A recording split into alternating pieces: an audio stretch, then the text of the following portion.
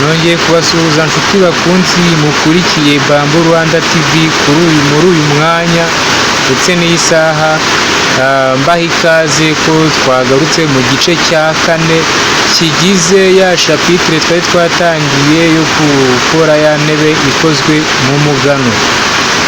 Nkaba nshaka no gushimira mwe mwakanze subscribe kuri iyi channel ya Bamboo Rwanda TV, nkaba mbashimiye cyane byimazeyo kabisa, kandi nambashishikariza kujya murareba buri video nshyizeho kugira ngo mubashe kumenya isomo cyangwa se ubutumwa nabageneye bw'umunsi. Iyi ni partie 4 ya ntebe twatangiraga, nubwo ntarababwira iyo ariyo, gusa ndabizi ko muri bubashe kugera kuyimenya uyu munsi. Byanga bikunze murayibona, murayimenya. Nimutanayimenya uyu munsi, agace ka nyuma ka 5, kuko iyi ntebe ifite ibice 5, ni ibice 5, muzaba mwayimenye kandi nzanabereka ahantu ikoreshwa. Wenda ushobora kubona ari intebe gutyo wenda wanayimenya, ariko utazi ikoreshwa ahagana hoya, nabikoreshwa habonetse hose. Niyo mpamvu nzanabigisha cyangwa se mbereka ahantu ikoreshwa, ndetse nzanabereka n'aho nshobora kuzayishyira. Nshobora kuzayitereka iwanjye, nabyo birashoboka. Noneho ndagira ngo nshishikarize abatarakanda subscribe kuri Bamboo Rwanda TV ko mwaracitswe ukibona iyi video, ndagushishikariza gukanda subscribe kuri Bamboo Rwanda TV, ukibuka gukora share, ukayisharinga kuri stati yawe ya WhatsApp, inshuti zawe, abavandimwe bawe, ndetse n'ababasha kubona stati yawe bakabona ko bacitswe, nabo bakaba bafollowinga iyi channel, bakajya bayikurikira umunsi ku munsi, bakabona ubutumwa mba nabageneye.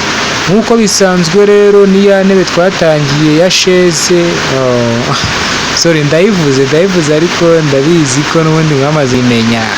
Abantu mwakuze mwarayimenye iyo ari kuyisobeka. Ubu ngubu noneho etape igezweho ni ukuyisobeka. Twatangiye muri episode ya mbere dushaka udukoresho, tudushyira hamwe, tutugorora, tugira ute. Igice cya 2 noneho turi gupima, tunatobora aho ikwiriye kugira utaho tugomba kwinjiza za traverse twari twateguye mu gice cya mbere. Ubwo igice cya 3 nacyo naberekaga iki munyibutse. Twari turi guteranya, turimo kuyiteranya ducomekeranya. Ubu ngubu etape igezweho ni ukugira ute, ni ugusobeka, ni ukuyisobeka nk'uko mubibona.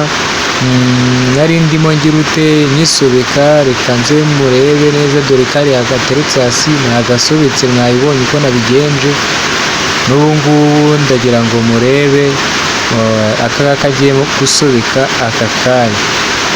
Nshimira cyane abakanze subscribe, abakomeje kumpa ibitekerezo bavuga ati twigisha isomo ryiza, utwigisha ibintu byiza, abambwira ko bakunda iri somo, abambwira ko bakunda imigano, nanjye narayibazaniye. Umbwiye ko abikunze, nanjye rwose simucishamo ijisho, ahubwo ndavuga ati komeza urikunde, kuko iyi ni imirabyo, inkuba ntiziraza. Nshuti bakunzi rero mukurikiye Bamboo Rwanda TV, ndagira ngo mbabwire ko muzamenyera ibintu hano bigiye bitandukanye, gukora intebe zo mu migano, mukanamenya kubibyaza umusaruro. Murakoze cyane rero, mukomeze gukanda subscribe. Ciao.